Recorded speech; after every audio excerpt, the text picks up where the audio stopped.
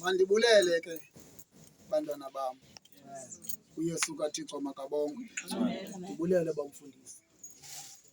uThixo wozuko makabe nabantu. Haleluya. Uthe xa uncokola khonzi kaThixo uthi uDavide wandonyula eludakeni bantwana bendlu kababa. Uthi lo mkhonzi bawufunda wandonyula eludakeni. Makabonge uThixo. Bantwana bendlu kababa. Unyanisile uDavide makabonge uThixo. Kumzukulwana lo kaObhedi engunyana kaJese. Bantwana bendlu kababa.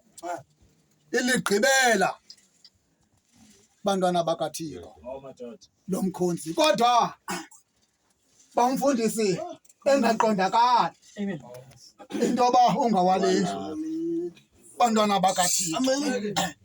Uyisemjonga intoba ayingonyana yakhe lona makabonge uThixo kodwa wandonyula eludakeni makabonge uThixo. Wandonyula eludakeni waqonda intoba abonyana bakabaziyo makabasondeze kuye basondele kuye nafuthi baphile kakuhle bona ambeka yena endleleni bantwana bendlu kabawo. Kodwa bazali bethu ethi verse kaThixo wandonyula eludakeni kwafika ingonyama kuye lo mkhonzi bazalwane yamqwenga esendleleni kodwa yamenza nto kubuye wova wamunyula makabonge uThixo eludakeni. Xa ndiyisonkathela ndingahambi nayo yonke bafunda makabonge uThixo.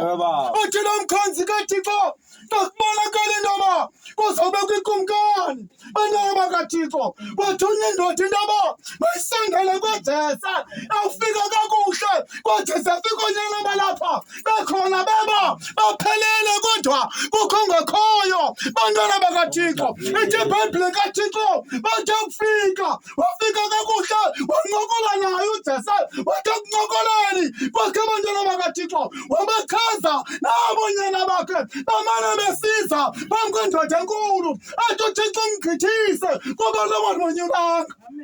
Makabonge uThixo wandonyula eludakeni makabonge uThixo.